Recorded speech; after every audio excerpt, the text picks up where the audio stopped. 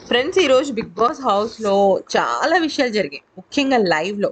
కానీ లైవ్లో ప్రధానమైన అంశాలన్నింటినీ ఎగరగొట్టేసిన బిగ్ బాస్ కొన్నిటిని మాత్రమే టెలికాస్ట్ చేయడం జరిగింది. సరే, ఇక విషయంలోకి వచ్చినట్టయితే మనందరికీ తెలిసింది ఏంటి అంటే, మణికంఠ క్లాన్ నుంచి బయటకు వచ్చేసి తను ఆ, అంటే ఈ 2 వారాల పాటు ఎలిమినేట్ అయిపోయాడు. అంటే పాపం ఆడడానికి లేకుండా వెళ్ళిపోయాడు. కారణం ఏంటి అంటే, యష్మి, సోనియా వీళ్ళిద్దరూ కూడా మణికంఠని ఫిజికల్‌గా వీక్, మెంటల్‌గా వీక్ అని జెప్పేసి తనని వీక్‌గా చూసారనమాట. ప్రొజెక్ట్ చేశారు.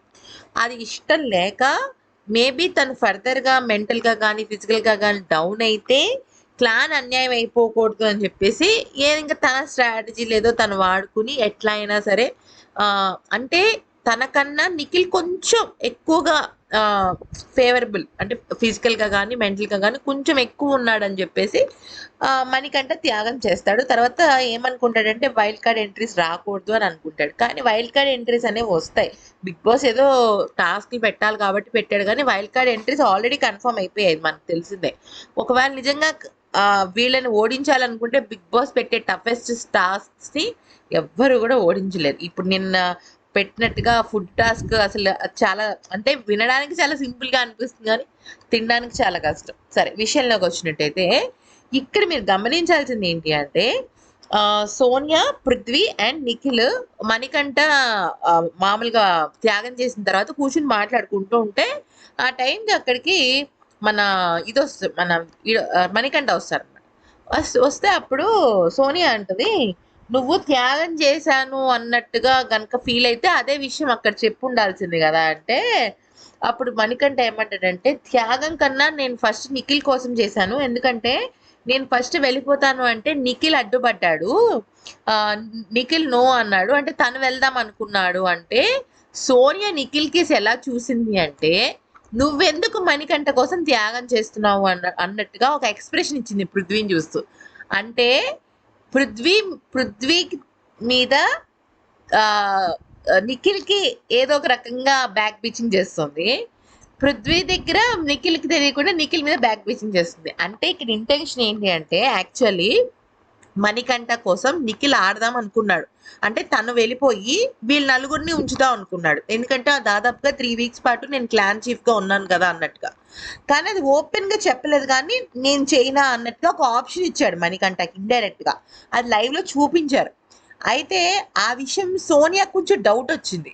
అందుకే మణికంఠని పిలిచి అడిగితే మణికంఠ ఏమన్నాడంటే, అవును నాకు నిఖిల్ సపోర్ట్ చేస్తానన్నాడు. కానీ నిఖిలే టీంలో ఉండడం నాకు ఇష్టము అని చెప్పేసి అన్నాడు.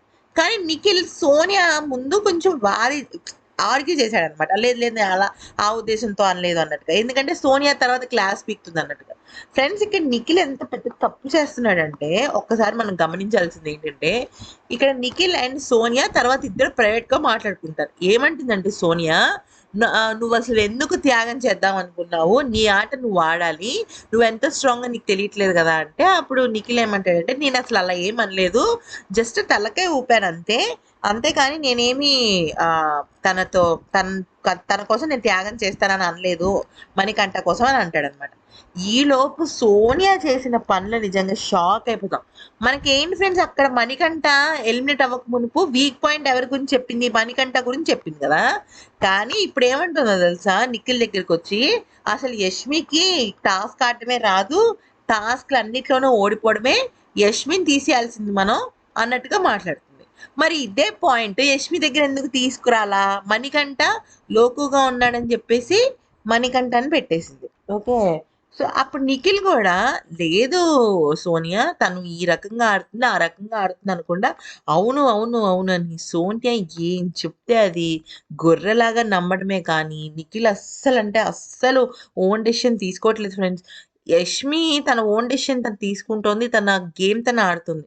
కానీ విషయం ఏంటంటే, సోనియా యష్మి గురించి బ్యాక్ బిచింగ్ స్టార్ట్ చేస్తుంది.